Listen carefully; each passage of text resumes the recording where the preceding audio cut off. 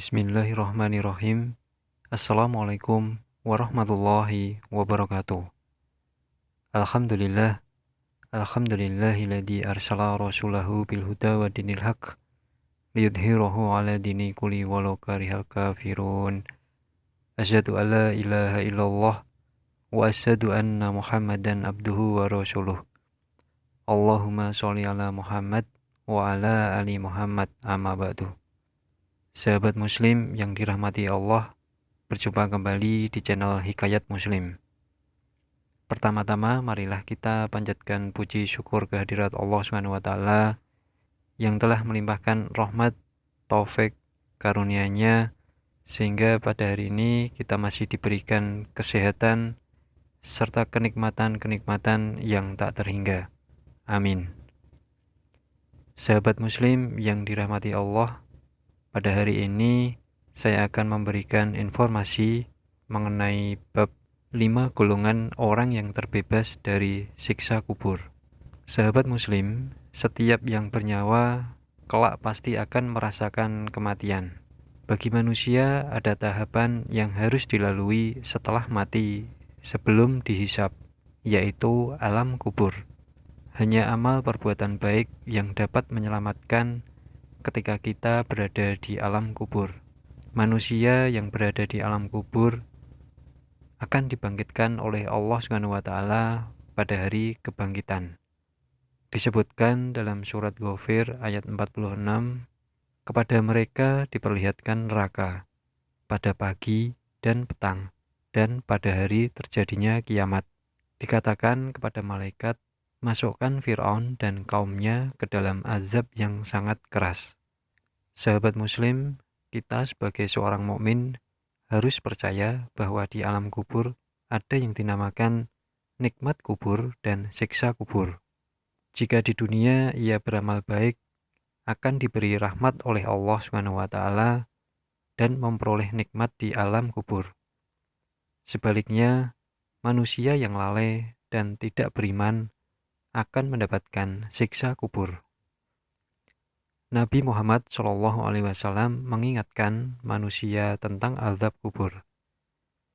Wahai manusia, berlindunglah kalian dari siksa azab kubur. Sesungguhnya azab kubur itu benar adanya. Hadis riwayat Ahmad. Dalam beberapa riwayat hadis bahwa Nabi Muhammad SAW menyebutkan ada 5 golongan orang yang terbebas dari siksa kubur. Yang pertama, orang yang syahid di jalan Allah.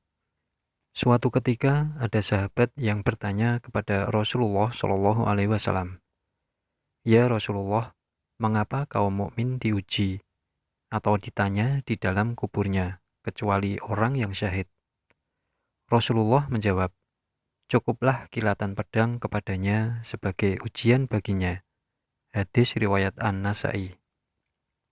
Kemudian yang kedua, orang yang ribat di jalan Allah.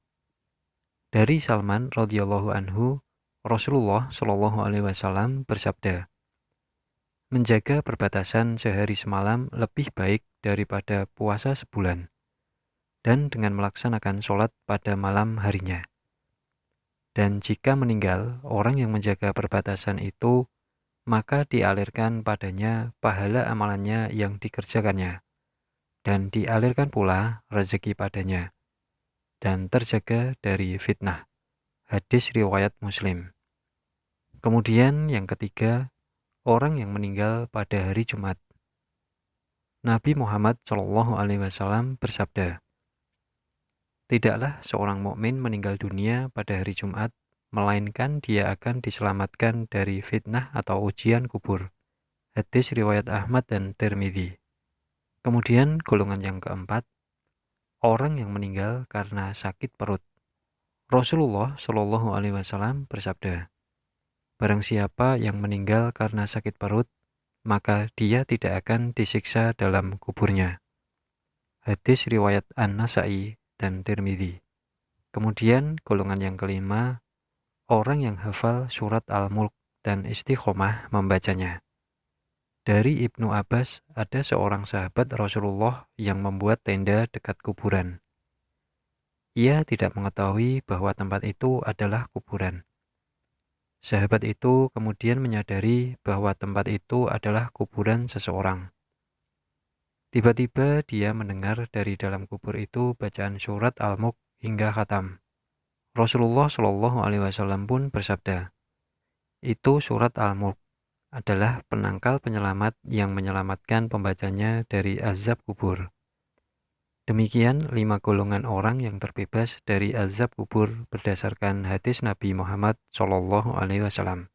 Semoga Allah Subhanahu wa Ta'ala dengan rahmatnya berkenan menyelamatkan kita di alam kubur dan saat hari penghisapan di akhirat kelak. Amin. Demikian yang bisa saya sampaikan, semoga bermanfaat. Billahi taufik wal hidayah. Wassalamualaikum warahmatullahi wabarakatuh.